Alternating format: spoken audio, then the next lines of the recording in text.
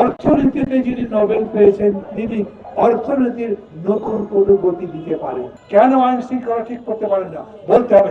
কেন এখন পর্যন্ত 5 মাসে বাংলাদেশের কোনো গুণগত পরিবর্তন কোনো জায়গায় আমরা দেখতে পাচ্ছি না, সেটা জানতে চাই, জানাতে হবে। আপনারা যা 5 মাসে পাচ্ছেন না, সেটা 5 বছর গিয়ে পারবেন, তার গ্যারান্টি কি? ব্যাংকগুলো চাইলেই চেক দেওয়া অনুযায়ী টাকা দিতে পারে, ব্যাংকগুলো নতুন নতুন বিনিয়োগ করতে পারছে, ব্যাংকগুলো তাদের তারল্য সংকট দূর করবার জন্য বাইরের দিকে কিরকম হাত বাড়াচ্ছে সেটা তো আপনারা দেখছেন। অর্থনীতিতে যিনি নোবেল পেয়েছেন তিনি অর্থনীতির নতুন কোনো গতি দিতে পারেন। খুবই সম্মান করি ডক্টর ইউনূসকে, but fact is a fact. যা বাস্তব তা বাস্তব, তা সত্য, সেটা অস্বীকার করা যাবে না। মানুষের প্রাণ যখন অষ্টাগত, মানুষ যখন বাজারে গেলে খাবারের দাম দেখে অতিষ্ঠ হয়ে যায়, মনে করে জীবনযাপন করা যাবে কিরকম করে, সেই প্রেক্ষিতে যে কাজটা তিনি করেছেন 100টা পর্যায়ে নতুন করে ভ্যাট ট্যাক্স লাগিয়েছে। যেদিন পত্রিকায় নিউজটা ছাপা হয়েছে, পত্রিকাগুলো বলেছে যে সমস্ত জিনিসের দাম বাড়বে, এটা থেকে রক্ষা করা যাবে না। অথচ সত্যি কথা হচ্ছে, যখন আপনি পত্রিকাটা পড়ছেন তখন ইতিমধ্যেই জিনিসপত্রের দাম বাড়তে শুরু হয়েছে। এটা কি মগের মূল লোকটা কি? উনি যা মনে করবেন অনেক বড় অর্থনীতিবিদ বলে, নোবেল বিজয়ী বলে, আমরা সবাই থেকে সমর্থন করেছি বলে ইচ্ছা মতো ভ্যাট ট্যাক্স বাড়ি দিতে পারবেন? এই তো দেশ।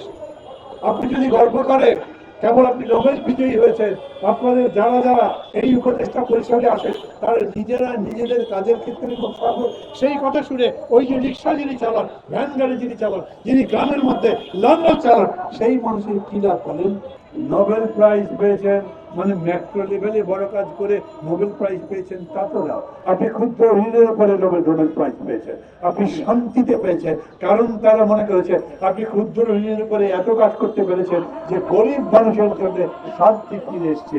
আমি প্রশ্ন করি, গরিব মানুষকে এখন জিজ্ঞেস করেন গ্রামে কিংবা কারখানা করতে, সেই মানুষদের ঘরে এখন শান্তি বিরাজ করে?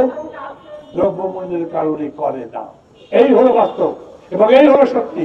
যেই কারণে তিনি doctor Mohammad Yunus Nobel prize পেয়েছিলেন, সেই কারণ এখন নস্যাৎ হয়ে গেছে, হারিয়ে গেছে। সেই কাজ এখন মানুষের কোন কল্যাণে আসছে না। অতএব আমি একদম নির্দ্বিধায় প্রথম দাবি করব, এই যে ভ্যাট ট্যাক্স, পরিবারের কাজ বন্ধ করা এবং কৃষিবিদ ট্রাকে দরিদ্র মানুষের জন্য খাবারের বন্দোবস্ত করা, যেটা বন্ধ করেছেন সেটা অবিলম্বে চালু করতে হবে। উনি যেই সমস্ত সংস্কার করে জুন মাসে বা জুলাই মাসে ভোট দিতে চান, সেই সমস্ত সংস্কার করে এই বছরের ডিসেম্বরের মধ্যে ভোট দেওয়া যাবে না? সেই প্রশ্ন তাকে করি, কেন পারবেন না সেটা বলতে হবে। একটা ভালো ভোট করবার জন্য কি দরকার? ভালো পুলিশ দরকার, তাই তো? কেন জিনিসের দাম কমাতে পারেন না বলতে হবে। কেন আইন শৃঙ্খলা ঠিক করতে পারেন না বলতে হবে।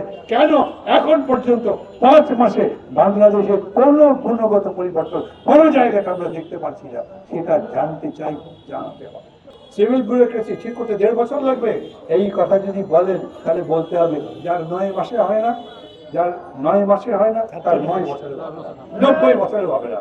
আপনারা যা 5 মাসে পাচ্ছেন না, সেটা 5 বছর গিয়ে পারবেন, তার গ্যারান্টি কি? শিয়া বাটার ও ভিটামিন ই সমৃদ্ধ lily glam beauty soap. Lily, always beautiful. এমনি এমনি আপনাদের কাঠ ঘরে দাঁড় করবার চেষ্টা করছি না। আমি বলছি, আমি যে কথাগুলো বললাম, যদি কেউ কষ্ট পান, কোনো উপদেষ্টা এই সরকার জবাব দেয়, সেই জবাব দিতে অসুবিধা কি? নাকি মাহমুদ আহমদ কি আবার ওর কথার জবাব দিতে হবে? ওই সব ভাব দিয়ে থাকলে শুধু ভাবের রাজ্যেই থাকবেন, কোনোদিন বাস্তবে কি আসতে পারবেন না। ওই ভাবের রাজ্যে আগেই অনেকে ছিল, অনেকেই ধরাকে সরা জ্ঞান করেছিল, পালাবার উদ্দেশ্য পাইনি। আপনাদেরকে থ্রেট করি না, আপনাদেরকে এখন আমরা ভালোবাসি, এখনো চাই আপনারাই আমাদের দেশের কর্ণধার। এখন আপনারা এই দেশকে সংস্কারের মাধ্যমে একটা উন্নত গণতন্ত্রের জায়গায় নিয়ে যাবে, সেই কাজে সফল হন, আপনাদের সাথে আছি। কিন্তু ভুল করলেও আপনাদের সমর্থন করব, অন্যায় করলেও সমর্থন করব, সেই কথা কখনো ভাববেন না।